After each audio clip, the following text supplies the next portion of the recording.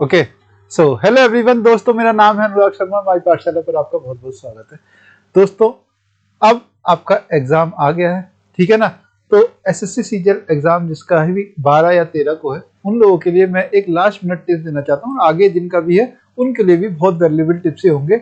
कुछ ऐसी बातें मैं करूंगा इस वीडियो के अंदर जो आपको एग्जाम हॉल के अंदर फॉलो अगर आप कर ले जाओगे तो फ्री आप क्लियर कर लोगे, ये बात आप मान के चलो, ठीक है ना। अगर आपकी तैयारी ठीक ठाक है तो आपको यहाँ पर बहुत इंपॉर्टेंट है कि आपको सेफ साइड पे हो जाओ, ठीक है ना। ऐसा नहीं कि बाउंड्री अच्छी तैयारी के बाद आप बाउंड्री लाइन से नीचे आओ, नहीं, हमें कट ऑफ से ऊपर रहना है। और उसके लिए क्या वो चीजें हमें फॉलो करनी है, एक बार हम एग्जाम हॉल तक पहुंच रहे हैं तो, और उसके अंदर जाने के बाद उस पर थोड़ी सी बात करूंगा कम टाइम के अंदर ही। ठीक, देखो, सबसे पहले तो जब आप जा रहे हो तो भाई ये भूलो मत कि आपको अपना आईडी प्रूफ लेकर के जाना ही जाना है ना। जो कि आपका मान लो आधार कार्ड है तो आधार कार्ड आप लेके जाओ, ठीक है ना। और आधार कार्ड के अलावा आप अपना एडमिट कार्ड तो भूल नहीं सकते, ठीक है ना। एडमिट कार्ड के साथ आपको कम से कम 2 फोटो आपके जरूर होने चाहिए आपके पास, है ना। ये तो आपको मस्ट है कि आपको अपने साथ रखना है। अब जब आप एग्जाम हॉल में पहुंच गए हो, ठीक है, उसके बाद आप सबसे पहले तो अपनी कमीशन कॉपी को ठीक से बनना, जो आपको पहले दी जाती है ना। और एक टेस्ट आपको दिया जाएगा, वो जो आपकी स्क्रीन पर आएगा वो आपको इसमें उतारना होगा, कायदे से उतारना, हड़बड़ी इसमें मत करना, क्योंकि टाइम ठीक ठाक रहता है। बायोमेट्रिक अपना ठीक से करा लिया, उसके बाद भी कम से कम आपके पास आधे घंटे से ज्यादा रहता है, तो टेंशन लेने की बात नहीं, आधा घंटा है आपके पास। और एक टाइम से पहुंच जाना यार, ठीक है ना। ज्यादा एंड मोमेंट में पहुंचने की जरूरत नहीं है, आराम से टाइम से पहुंच जाओ, अंदर बैठो आराम से, ठीक। अब अंदर जब आप बैठे हो तो अब यहाँ पे आपको बहुत इंपॉर्टेंट है कि आपको एकदम रिलैक्स हो जाना है ना। और वो रिलैक्स आप कैसे होगे, हेड डाउन कर लेना, और हेड डाउन करके थोड़ी देर आराम से आंखें बंद करके आप जो है वहां पर बैठना। जब आप ये देखोगे कि इस तरह से जब आप फॉलो करोगे, आंखें बंद है आपकी, थॉट धीरे धीरे कम होंगे, आपका जो है हार्ट बीट नॉर्मल होगी, आप एकदम नॉर्मल हो जाओगे, तो एग्जाम जो प्रेशर आप फील कर रहे हो अब तक वो थोड़ा जरूर नीचे आएगा, और रिलैक्स होकर के आप काम डाउन होकर के एक ऐसा फील करोगे यार अब थॉट्स थोड़े कम हो गए, अब मैं ठीक है तैयार हूँ एग्जाम देने के लिए। जो फालतू के थॉट्स है ना कि एग्जाम सिटी ये वो है ना, करप्शन और ये सारी चीजें है ना जो गड़बड़ियां हुई हैं, वो सब चीजें आपको दिमाग से निकाल देनी है। बार बार यही जब आप देखते हो ना तो कहीं ना कहीं दिमाग में रहता है कि इतनी निगेटिविटी आ जाती है कि पता नहीं अब क्या होगा। बट जब आप एक बार एग्जाम हॉल के अंदर घुस गए तो आपको एग्जाम ठीक से देना है अपना, है ना। तो आप एकदम रिलैक्स हो जाओगे जब आप ये करोगे, तो आराम से 10 से 15 मिनट आराम से करना। फिर जब एग्जाम में थोड़ा सा टाइम बचा हो तब आप उठ जाना आराम से, और फिर देखना अब आप थोड़ा सा सही फील कर रहे हो। अब आप आओ, एग्जाम आपका स्टार्ट हुआ तो किस तरह से अटेम्प्ट करना है, ठीक है। सबसे पहली बात तो आपको एग्जाम एक बार में कभी नहीं अटेम्प्ट करना है, ठीक है, आपको 2 बार में करना है, ठीक है। अब 2 बार में करने का तरीका क्या है भैया, स्किपिंग सबसे इंपॉर्टेंट है। Skipping is the key to ace the exam, ठीक है, क्योंकि ये टाइमिंग का खेल है। जितना आप स्किप करोगे अच्छे से उतना इजीली आप बेहतर स्कोर कर जाओगे। कैसे, जैसे बहुत इजी क्वेश्चन, जैसे मैथ के इजी क्वेश्चन हैं जो आपको पता है कि 20-30 सेकंड में आप कर लोगे, उनको आपको करते चले जाना है। कुछ मॉडरेट क्वेश्चन है जो आपको लग रहा है कि आप कर लोगे, 100% अगर श्योरिटी आपके माइंड में है कि नहीं मैं स्टार्ट करूंगा तो एक क्वेश्चन में कल ले जाऊंगा, मुझे पता है, चाहे मुझे 50 से 60 सेकंड से ऊपर भी थोड़ा लग जाए, 1 मिनट से ऊपर लग जाए, बट मैं कर लूंगा। आप उसमें हाथ डाल सकते हो। उसमें भी 2 तरीके के होते हैं, एक है कि यार नहीं 100% श्योरिटी नहीं है, जिसमें 100% श्योरिटी नहीं है उसको बिल्कुल छोड़ देना है इसमें से, ठीक है। जिसमें है आपको उसको ही करना है, चाहे आपको 1 मिनट लग जाए कोई बात नहीं, बट है तभी आपको उसमें हाथ डालना। अगर आपको 1% भी ऐसा लगता है कि यार क्वेश्चन देख करके शायद मुझसे ना हो, उसको छोड़ दो, ठीक है। डिफिकल्ट क्वेश्चन तो बिल्कुल आपको छोड़ देना, इन पे हाथ ही नहीं डालना। आप कहोगे सर सारे छोड़ने के लिए बोल रहे हो, मैं ये गारंटी लिख के बोल रहा हूं कि अगर आप इस तरह से छोड़ोगे भी ना तब भी 17-18 क्वेश्चन मिनिमम कर ले जाओगे। अगर मैथ की बात करूं या रीजनिंग हो, कोई भी हो, 17-18 तो हो जाएंगे, आप देख लेना पक्का, इससे कम नहीं होते।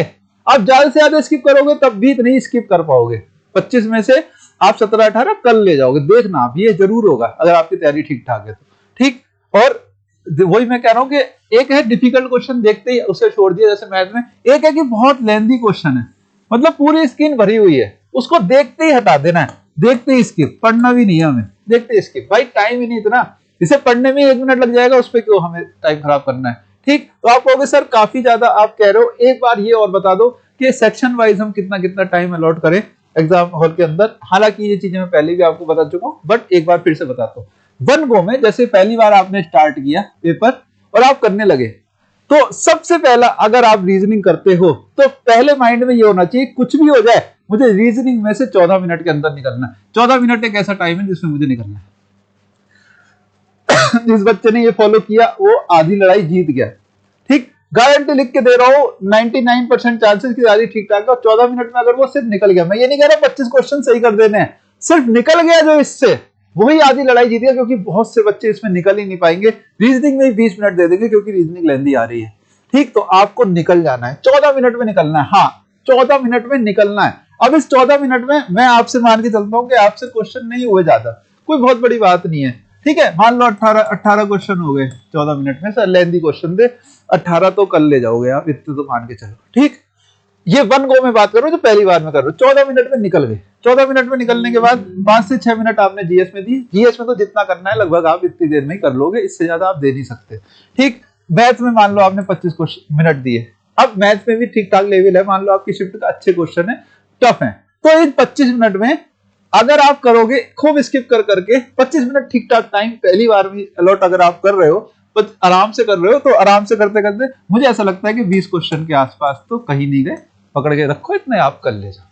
ठीक, और इंग्लिश में तो 7 से 8 मिनट मोर देन इनफ है। इसमें अगर एक आधा आपका पैराजंबल अगर छूटता भी है तो मुझे नहीं लगता 7 से 8 मिनट काफी ज्यादा टाइम होता है। अभी आप हायर रेंज पकड़ लो, 8 मिनट इसमें, 6 मिनट इसमें, तो करीब करीब ये 53 मिनट के आसपास हो गया। 7 से 8 मिनट आपके अब भी आपके पास बच गए। कितने बच गए सर?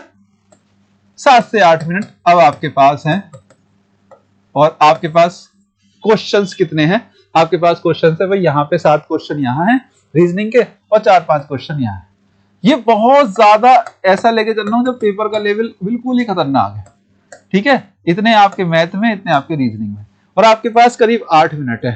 ठीक, वैसे मेरा मानना यह है कि अगर आप अच्छे से स्किपिंग करो तो 10 मिनट के करीब आप बचा लो, लेकिन उतना नहीं बचता है। मेरा पर्सनल एक्सपीरियंस है ना, मुझे पता है कि 7 से 8 मिनट ही बच पाता है। 8 मिनट आपके पास बचे हैं और आपके पास ये 7 क्वेश्चन रीजनिंग के और ये 4-5 क्वेश्चन मैथ के। ठीक, अब इनमें से आप देख लो, पहले भी आप एक बार नजर मार चुके हो, है ना, तो इनमें से आप देख लो, इससे ज्यादा आपके छूटेंगे ही नहीं। इससे ज्यादा छूट रहे तब भी कोई बहुत बड़ी बात नहीं है, कोई बहुत बड़ा मुद्दा नहीं है। ठीक, 7 से 7 क्वेश्चन ये है। आपने मान लो इस 8 मिनट के अंदर जो भी टाइम आपने अलॉट किया, मान लो 5 से 6 क्वेश्चन आपने कर लिए, कोई बहुत बड़ा इशू नहीं है, लगभग मैथ के कवर हो गए इसमें, या 4 से 5 क्वेश्चन आपके रह गए, है ना, इतना ही तो रह गया।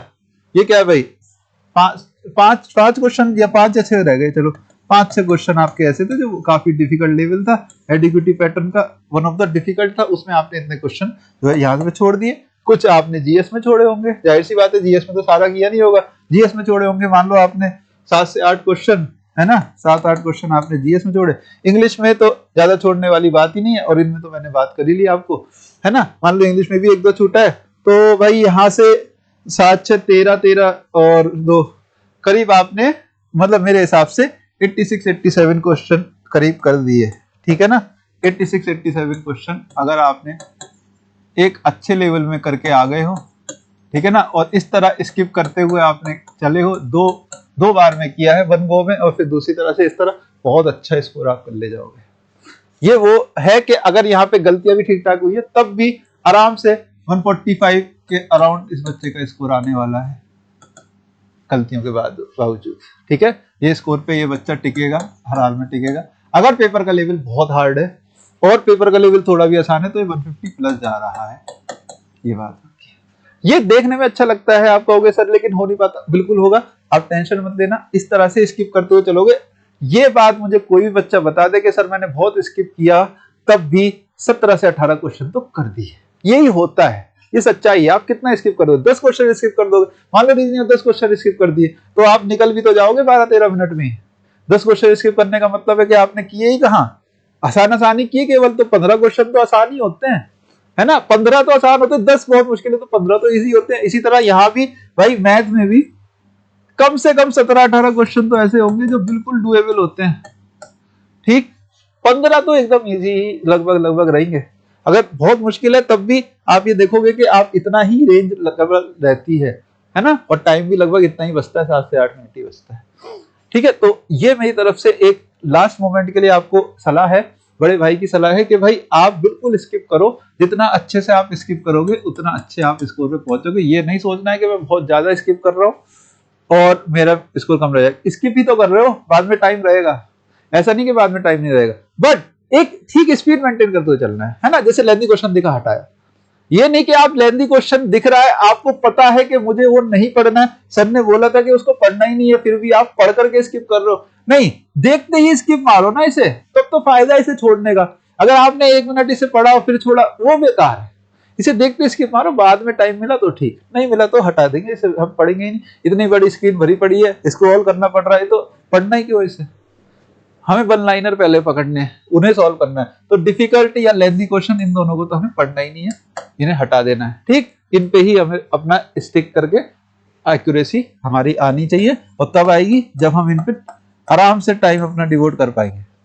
ठीक है, तो ये स्ट्रेटजी अगर आप फॉलो करोगे एग्जाम हॉल के अंदर, जितने आप रिलैक्स रहोगे उतना अच्छा आपका पेपर जाना है, ये बात आप मान के चलो। अगर पेपर सच में लेंथी आया तो खेल एक्यूरेसी का है, खेल उसका है जो काम रहा, कंपोज रहा। जिसने हड़बड़ी की उसका काम नहीं बनता इसमें। इजी में फिर भी जो हड़बड़ी करता है वो बना लेता है, क्यों? क्योंकि इजी में सही हो जाते हैं उसके, बहुत फास्ट चलते हुए भी। आप माइंड में बहुत फास्ट चल लो तब भी इजी सही हो जाता है, लेकिन जब आप बहुत ज्यादा हड़बड़ी मचाते हो, बहुत तेज चलने की कोशिश करते हो, तो हार्ड में ऐसा नहीं होता। हार्ड में आपको आराम से ही थोड़ा करना पड़ता है, ठहराव के साथ। ठीक है, तो और फिर सभी बच्चों को बेस्ट ऑफ लक मेरी तरफ से। मैं अनुराग शर्मा आप सभी लोगों को बेस्ट ऑफ लक बोलता हूं, और मैं मानता हूं कि जिन बच्चों ने भी भाई मैथ में तो खासकर जो मेरी क्लास फॉलो करी है, वो पक्का अच्छा करके आने वाले हैं। सिलेक्शन पोस्ट में भी वो ठीक ठाक सब बच्चे करके आए हैं, ज्यादातर बच्चे 22 23 वहां पर ठीक करके आए। बाकी तो देखो अभी आंसर की भी नहीं आई, लेकिन मुझे उम्मीद है आप सीजीएल में भी इतना कर लोगे कि आप कट ऑफ क्लियर कर ले जाओगे। ठीक है, तो सभी को बेस्ट ऑफ लक, जो मुझसे पढ़ा है नहीं भी पढ़ा है ना, ऑल दी बेस्ट। और आप बहुत अच्छा करके आओ, यही मेरी आप लोगों के लिए शुभकामनाएं। और रिलैक्स रहो, अब आपने पढ़ाई कर ली है ना, जितनी पढ़ाई की है अपनी पढ़ाई पे भरोसा रखो, हो जाएंगी चीजें, सही होंगी और आप फ्री क्लियर कर ले जाओ। Okay, thank you, good bye.